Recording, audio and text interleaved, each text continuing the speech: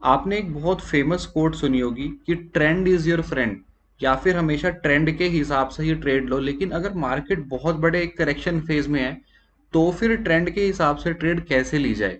देखिए, मैं आपको ना मंथली के चार्ट पे लेके चलता हूँ। ठीक है, हमने अभी तक की वीडियो सीरीज में, जो कि हमारी क्रैश मास्टरी वीडियो सीरीज चल रही है, उसमें हमने काफ़ी चीज़ें डिस्कस की हैं कि हम कैसे टॉप आइडेंटिफाई कर सकते हैं, इन्वेस्टमेंट हमें कहाँ कहाँ करना है, जो ये 3 पॉइंट्स हमने डिस्कस किए थे, और कितना कैपिटल यहाँ पे एलोकेट करना है। लेकिन जो अब इसमें एक गैप है ना, वो ये है कि देखो, हमने कहीं यहाँ पे कहीं एग्जिट कर दिया इस ट्रेड को, और हमने यहाँ तक आने का वेट किया। लेकिन तब तक क्या, जब तक ये स्टॉक यहाँ से नीचे तक इतना यहाँ तक आ रहा है, तो ये जितने भी मंथ्स हैं, 6 मंथ्स, 8 मंथ्स, 12 मंथ, इस पीरियड में क्या किया जाए? क्या इस पीरियड में हमें कोई भी ट्रेड नहीं लेनी है, या कोई सेलेक्टिव ट्रेड लेनी है? इसके बारे में आज हम डिस्कशन करने वाले हैं। और जब भी ट्रेंड एक मेजर डाउन ट्रेंड में है, तो हमारी स्ट्रेटेजी क्या है? बिकॉज हमें तो यही कहा जाता है कि ट्रेंड इज योर फ्रेंड, तो हम क्या करें उस फेज में? देखिए, जो मार्केट है ना, और स्पेशली जो बियर मार्केट है, उसमें जो पैसा बनाने की स्पीड होती है ना, वो बहुत ज्यादा बढ़ जाती है। बिकॉज आप अगर ये पैटर्न देखें कि जब ये स्टॉक ऊपर जाता है तो कई बार कितना कंसोलिडेशन करते हैं, कि यहाँ पे कितना कंसोलिडेशन किया, फिर इसने ब्रेकआउट किया, फिर ऊपर जाने के बाद फिर से 3-4 मंथ्स ये कंसोलिडेट किया एंड देन ऊपर गया। लेकिन जब बियर मार्केट होती है ना, तो ये बहुत ही फास्ट डाउन आता है। तो ये बस एक ब्यूटी होती है बियर मार्केट की, और अगर हम इसमें कुछ ना कुछ फायदा उठाना सीख जाएं इस चीज का, तो शायद हमें बियर मार्केट भी बहुत अच्छी लगने लगे।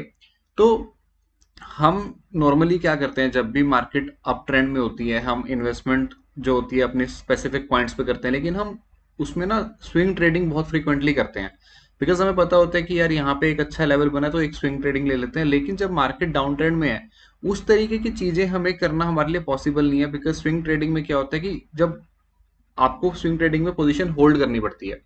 लेकिन जो हमारी मार्केट है, उसमें क्या है कि अगर आप कैश पोजीशन में शॉर्ट करके बैठे हैं, यानी कि आप ये एक्सपेक्ट कर रहे हैं कि मार्केट यहाँ से डाउन आएगी, तो आप सिर्फ एक सिंगल डे के लिए वहां पे ट्रेड कर सकते हैं। सिंगल डे में आपको, इंट्राडे में आपको पोजीशन अपनी स्क्वेयर ऑफ करके वहां से एग्जिट करना ही होगा।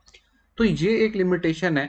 तो इसीलिए मैं कुछ आपसे आज चीजें डिस्कस करने वाला हूँ कि जब भी मार्केट डाउन आती है, तो किस किस तरीके की और इन्वेस्टमेंट अपॉर्चुनिटीज है जो हम डिस्कस कर सकते हैं, या फिर उनमें इन्वेस्ट कर सकते हैं। देखिए, पहली चीज ये होती है कि जब मार्केट डाउन आ रही है, तो हमारे पास फ्यूचर्स एंड ऑप्शंस का एक एक रहता है कि वहां पे हम इन्वेस्ट कर सकते हैं, फ्यूचर्स एंड ऑप्शंस में हम प्ले कर सकते हैं। अब अगेन, फ्यूचर्स एंड ऑप्शंस इस वीडियो सीरीज का बिल्कुल भी टॉपिक नहीं है कि मैं उसमें डिटेल में जाऊं। बिकॉज फ्यूचर्स एंड ऑप्शंस की बहुत स्ट्रेटेजीज है, जैसे कि आप सिंपली पुट बाय कर सकते हैं, आप फ्यूचर शॉर्ट कर सकते हैं, आप फ्यूचर शॉर्ट करके एक पुट को शॉर्ट कर सकते हैं, या फ्यूचर शॉर्ट करके आप एक कॉल बाय कर सकते हैं। तो कई स्ट्रेटेजी है हेजिंग की भी। तो अगर आप फ्यूचर्स एंड ऑप्शंस में काम करते हैं, स्पेशली जब मार्केट डाउन है, तो मेरी रिकमेंडेशन यही है कि आप हमेशा हेजिंग में काम कीजिए, ताकि जो आपका एक्सपेक्टेड लॉस है वो कैप हो जाए, और आपको पता हो कि यार मुझे, मतलब बेसिकली रिस्क मैनेजमेंट वहां पे भी एक की है। और सेटअप तो हमारा फॉलो होगा ही होगा, बट जो स्ट्रैटेजी है वो एक फ्यूचर्स एंड ऑप्शंस की हमेशा रहती है। और उसमें भी बहुत स्ट्रैटेजीज हैं डाउन मार्केट के लिए। देखिए, एक पूरी प्लेबुक है जो मैंने स्टॉक सीक्रेट फैमिली के लिए बनाई है। इसमें बेसिकली हम यही आइडेंटिफाई करके चल रहे हैं कि निफ्टी 26,000 पे है, और लॉट साइज जब मैंने इसे लिखा था तब 75, तब 65 हो गया। तो बेसिकली उससे ज्यादा कुछ फर्क नहीं पड़ता, बिकॉज ये एजुकेशनल पर्पज के लिए है। तो ये पूरी प्ले बुक अवेलेबल है, इसके अंदर बहुत सारी स्ट्रेटेजीज है। अगर आपको चाहिए तो आप कमेंट कर दीजिएगा, टेलीग्राम पर जुड़ जाइएगा, वहां पे मैं आपको ये शेयर कर दूंगा। आप जाके जितने भी स्ट्रेटेजीज है उसे स्टडी कर सकते हैं। बहुत अच्छी इसमें प्रैक्टिकल एग्जाम्पल्स के साथ हमने ये सब चीजें डिस्कस करी हैं। ठीक है, तो फ्यूचर्स एंड ऑप्शंस तो एक तरीका हो गया इस तरीके इसमें इन्वेस्ट करने का। दूसरा तरीका क्या होता है? हमने बात करी कि इंट्राडे में अगर आपको लगता है तो आप कैश में शॉर्ट कर सकते हैं। ठीक है, तो एक तरीका वो हो गया। उसके अलावा भी देखिए कई तरीके और होते हैं, जैसे कि दूसरे एसेट्स में इन्वेस्ट करना।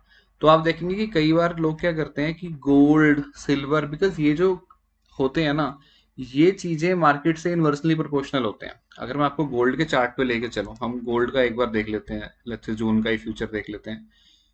तो जब इसमें देखिए कंसोलिडेशन था ना, जब मार्केट डाउन ट्रेंड में थी, तो इसमें बहुत अच्छा एक अपमूव आया था। नॉर्मली माना जाता है कि ये चीजें इनवर्सली प्रोपोर्शनल है, ऐसा जरूरी नहीं है, बट हाँ, कई बार लोग क्या करते हैं कि कैश मार्केट से एग्जिट करके वो लोग गोल्ड या फिर और जो सिल्वर हो गया या फिर इस तरीके की कमोडिटीज में शिफ्ट हो जाते हैं, जो टिपिकली इनवर्सली प्रोपोर्शनल है। उसके अलावा एक स्ट्रेटेजी क्या होती है, लोग क्या करते हैं कि जो डिफेंसिव सेक्टर्स हैं, जैसे कि एफएमसीजी हो गया, ठीक है, फार्मा हो गया, तो इस तरीके के सेक्टर्स में इन्वेस्ट कर लेते हैं, बिकॉज माना जाता है कि अगर मार्केट डाउन ट्रेंड में है ना, तो टिपिकली ये जो सेक्टर्स हैं वो सेक्टर रोटेशन के हिसाब से एक बेस बना के ऊपर जाएंगे। ऐसा हमेशा ट्रू नहीं है, बट हाँ, अगर आपको लग रहा है कि जो हमने सेटअप्स डिस्कस किए हैं अभी तक उसमें ये सेक्टर्स जो हैं वो अगर फॉल कर रहे हैं, तो हम डेफिनेटली उनमें एक पोजीशन बना सकते हैं और उनमें हम अपना कैपिटल जो है वो रोटेट कर सकते हैं। ठीक है, बाकी ईटीएफ के ऑप्शंस अवेलेबल हैं, जैसे कि gold and safe haven assets जो होते हैं कई, तो उनमें भी आप अपनी पोजीशन बना सकते हैं और वहां से आप देख सकते हैं कि अगर कुछ भी आपके सेटअप में फॉल कर रहा है तो ये कुछ तरीके थे जो मैं आपसे डिस्कस करना चाहता था, उससे पहले कि हम अपने अगले टॉपिक्स पे जाएं। तो आई होप आपको समझ में आएगा कि जब मार्केट यहाँ से नीचे तक आ रहा है ना, तो ऐसा नहीं है कि हम इनमें कोई भी अपॉर्चुनिटीज नहीं देखेंगे। हो सकता है कोई अच्छा, बहुत अच्छा डिमांड जोन हमें मिल जाए जिसमें हम एक लॉन्ग की अपॉर्चुनिटी भी ले सकें, तो उस तरीके की अपॉर्चुनिटीज भी होती हैं। बीच में हमने काफी लेवल डिस्कस किए थे कि हाँ, ये एक स्विंग ट्रेडिंग का अच्छा लेवल हो सकता है।